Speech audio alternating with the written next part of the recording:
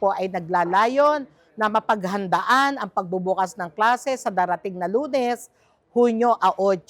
So sana po hinihikayat natin ang ating mga stakeholders na makiisa at tumulong para maihanda ang ating mga paaralan, matulungan ang ating mga mag-aaral at gayon din ang mga magulang na dapat ay tumutok rin sa pag-aaral ng mga bata. 10 po ng SDO Navotas ay lubhang nagpapasalamat dahil po napili po ang aming paaralan para po sa napakalaking aktibidades ngayong araw na ito.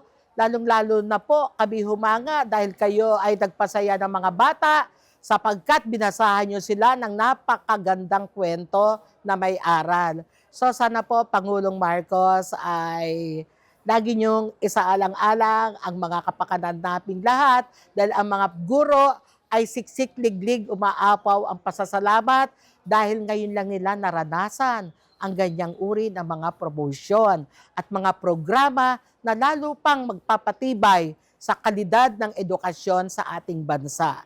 At sa Secretary of Education, Secretary Sani Angara, kami po ay lubos na nagpapasalamat dahil sa napakaraming programa, proyekto ng ating Department of Education, kami pong lahat ay natulungan, lalo na po ang kalidad ng pag-aaral ng mga bata na kailangan no one should be left behind. Mahal na Pangulong Bongbong Marcos na nawa bigyan pa siya ng lakas, no? Na makapaglingkod pa siya ng matapos na yung kanyang termino bilang Pangulo.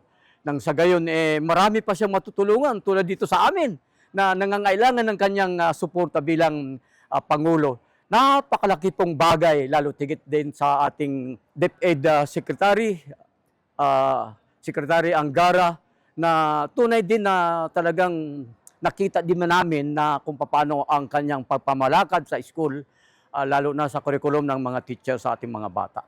Maraming salamat po. Yes, yun ang kagandahan ng Brigada Eskwela this year is that inutos ni Pangulong Bongbong na DSWD tutulong sa Tarabasa. So may added incentive para sa mga tutulong sa literacy programs natin. Yung Tarabasa is also a big help. Tapos yung DOLE may tupad volunteers, so may incentive din sila.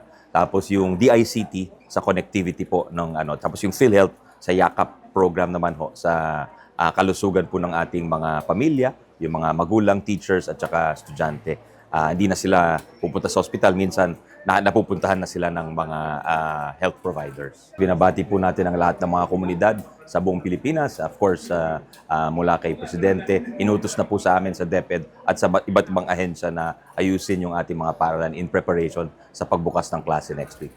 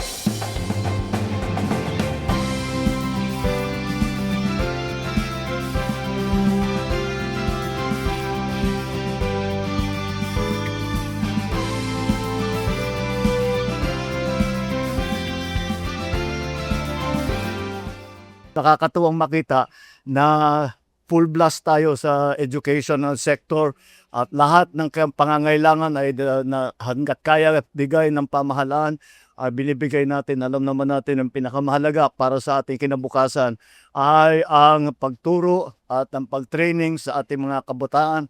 At yan ay hindi Hindi natin pinag-uusapan ng college, hindi natin pinag-uusapan ng high school. Kailangan magsimula sa grade 1 pa lang, kindergarten pa lang. Kailangan nagumpisa na ang magandang pagtuturo. Kaya natin ginawa lahat ito. Buong bansa, gagawin natin ito at sana by opening of class, tapos na tayo lahat. This is everything.